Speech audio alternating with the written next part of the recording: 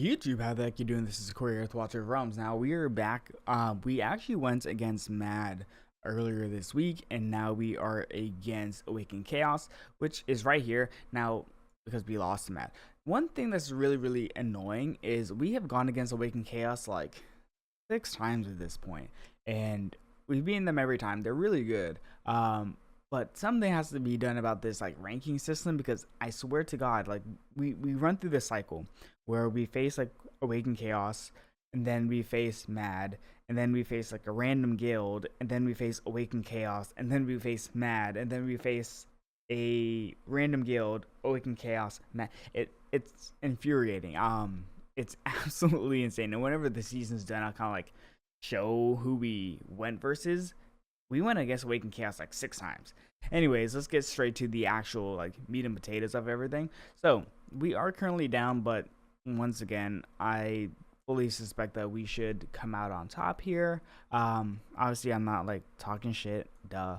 But yeah, I went ahead and got bopped up. I'm not gonna lie, this was a rough one. I do not have the Grotesque Fiend, and because of that, good God, the meta has changed so much towards the Grotesque Fiend and just what he's able to do, that not having him is absolutely like infuriating. I went and chose the Frost faction because technically, from all my testing on the test server, right, the Frost faction is better. It is.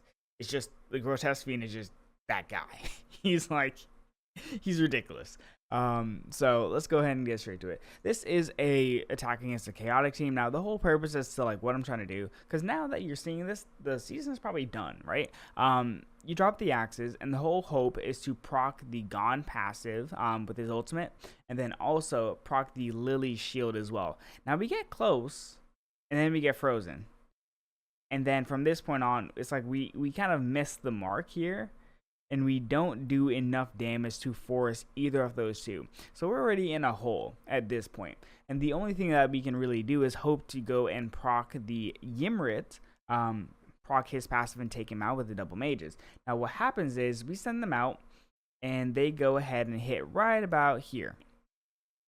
And Ymrit tanks it just enough. Like they barely survive. And then we hit again, and then he gets healed instantaneously as Lily is kind of shooting out those heals. She just targets him right as they hit, so he never gets egged, which is super unlucky for us. Like super unlucky. So from here on out, it's pretty much a loss, because our main hope is that our axes will trigger the Gone, and if that doesn't happen, we're just going to have to bank on the flying strat. So from here, nothing works. Everything just kind of tanks it just enough. And so we drop the flyers. Now the hope is that both flyers are able to survive at bare minimum through the Sargak, or a worst case scenario, at least just one survives. But what happens is Sargak kind of just starts melting the first flyer, and that one's down, and then he instantly triggers onto the second one, and that one's down. So from here, it's a pretty much a wash. It's a loss, because what we really needed to essentially win is we needed a flyer to get around here so that they would take out Ymrit, Ardea, and Sargak, and leave only the Lily. So from here, it's pretty much a loss. I'm going to let it just kind of run through the 3x speed. We drop the dogs. We try to run through. It fails. All right. So a couple of things just went wrong there. It really was just a BP issue there. It was not in my favor. My A5 Yovar just wasn't enough. That face. But it happens. And then let's load up the second one, because I'm pretty sure I chowed another chaotic team. Here we go. And we pretty much run into the exact same issue, but like worse. At least in my opinion, I feel like it felt worse in this one. So we go and drop the axes. Our goal is to proc the shield, right? And we get super close, but we don't successfully do it. And then the next thing is we're trying to go ahead and snipe out the Ymrit. It also doesn't happen. This Ymrit is tankier than the previous one, so that's a bad sign. Which is a good sign in some ways, because it means it's going to deal less damage overall. But here's what happens: we get frozen, we get frozen, we get frozen. RNG wise aside, like that was absolutely unlucky. But that's fine. Ymrit doesn't proc Winter's Bite every single hit. Just kind of happened. And then he starts stacking up the Winter's Bite right there. He freezes them. He staggers them. And from here, it's just unlucky in terms of RNG. Like, it's just like, see, he doesn't stack them up at any point for like a couple seconds, but he stacked them up instantly right here, slowing down the run, giving Sargak rage, and then just, just bad RNG on that side. I don't mind RNG in terms of like the defensive units. That's fine. It sucks when it happens though. And so we go ahead, we drop the tanks, we drop the dogs. It's just a loss, right? The second Ymir froze them over here and stagger them, it was a wrap. So unlucky. And I'll just call that a wash. I'm not going to even consider those as attacks. That's deleted from my mind. And then we go into the ones that we actually start having some success in. Yeah, I'm just washing that. I went 2-1. This war. That's what I'm going to convince myself, right? But this is going to be a nightmare team. Obviously, this is with Arrogance and Ajax, so it's not like crazy in terms of overall strength. It is just a little bit of a BP check to some degree, because I believe this Torador is A5. This one, I know someone in the comments was like, oh my god, you said the Torador was A5 and you suck, blah, blah, blah. This one is A5. So we drop the bugs. They don't go and proc on Torador. They die just a little bit before. So we kind of are in a hole, because ideally we wanted to have proc Torador as passive right there.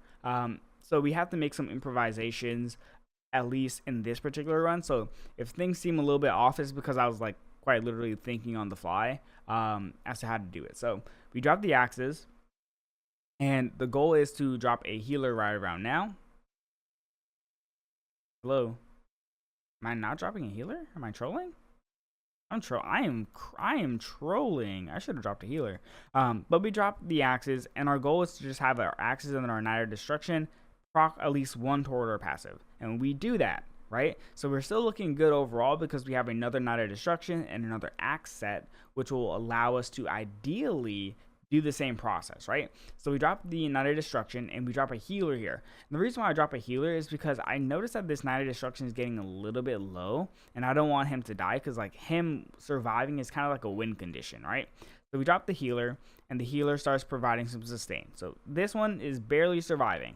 Then we drop the axes, and our hope is to repeat what we did right before, which is where we drop our Night of Destruction and our axes, and we successfully take down the Torador. So here we go. The axes connect right about now, and here we go. It's a free for all. Who wins, my DPS or their DPS? And from here on, let's go ahead and see. Torador goes down. Wait, am I trolling? Was it A5? I'll have to review. That could be crazy. Thought it was. Either way, if I'm wrong, whoops, sorry. Either way, so we drop the Night of Destruction. He's already hitting the Arrogance, and from here, my main goal is really just keep this Night of Destruction alive, because I suspect that he should be able to tank the Arrogance, and he does, right? He actually goes ahead and just straight up takes him down, which is awesome. And based on our position here, Hatset will proc ult, and we have enough cost to drop the double dogs and just win, because they don't have enough damage between Ajax and Hatset to really deal with what we have on the map here. And so our dogs kind of run through here. They have no threats overall from the Hatset, so we win. Super simple. And then they have another team, Eric did, and I think it was like a Nastia team. Let me double check, because I'm pretty sure it got like bopped up by it. So let's see here. Personal record. Yep, this is the Nastia team. Yep. Okay, so this is like unlucky. I'll just say like unlucky, because Nastia does a copious amount of damage against my tanks here. I'm pretty sure I just got shredded. We had like VOD on this one, and the strat that I used was the exact same. I swear to God, he must have like increased the damage of like some of his units or something, because I got shredded. So we drop our Pharaoh Guard, and he's already like not looking the best, right? He's already like half health, which is like super unlucky. And then we are getting Ymir ulted, which is fine. And we drop our flyer. The whole reason as to why we drop one flyer is because ideally we want this flyer to kind of get towards the Cyrus and take down both of these skeletons. So it will position me so that I can drop the double Shadow Keepers right about now. In a second here. Any second now. Shadow Keepers. Hello. Now. Am I trolling? Dude, I trolled. Okay, that's why I lost this one. That's literally why I lost. So we dropped the Shadow Keepers late as hell. Like, late as hell. And then, why did I drop them late? I need to, like, think about that. And then we dropped the bugs. Now, the whole purpose is Shadow Keepers take 4 block, right? And then the bugs, since I dropped 4 of them, should run through here and explode. And this is a horrible timing. I am disappointed in myself. I absolutely trolled this. I'm not even gonna lie. That was a horrible troll. I waited. I need to think about why it took me so long to drop those Shadow Keepers, because that's the issue. That was the issue right there. Damn. So from there on out, it's just a loss. Like, there's literally nothing I can do. The purpose, like what I was supposed to do, is I should have dropped the Shadow Keepers like earlier and then done the bugs, and then we would have gone through prior to Ymried having ult or prior to Anora ulting, and it would have been a win. That's just, quite frankly, shit timing. And shit play on my end, so whoops. And then finally, we have our last win here, which is against a Cyrus team. Now this one is quite literally just, you just fly over it. There's not like a substantial amount of DPS on this team, generally speaking, because the only DPS is Boreas. And so you drop a flyer and you should proc down the skeletons here, and Boreas ults. And this kind of sets us up pretty comfortably, because as long as this flyer doesn't just get absolutely eviscerated, we can drop a second flyer here and start putting pressure on the backline. Because once again, with no CC, we're not really that afraid. Not no CC, but no damage, and we're not that afraid. So we drop our Lightning Guard and we drop our Epic Flyers here, and we also drop a healer. Now, one of the things is these flyers will get reduced CC. Like, they get like immune a little bit to CC, which is in our favor here, because this is basically like a CC stall comp, where they want you to kind of just get stuck between this little bubble here and have Boreas wipe out everything. Now, what we do is we just fly over here. It's pretty simple, especially with the healers giving us some decent sustain. Even with Boreas proccing ult here, we already have all these units that are pretty comfortably far away, so it's not too much of a concern. And even if he goes and kills out one of them, we have all of these just traversing past the map here. Yeah, I think he even hits one more time and hits the Lightning Guard, which is insane. Like, this range is absolutely insane. But we go ahead and we are able to clinch the victory there just by flying over. Anyways, that's the video.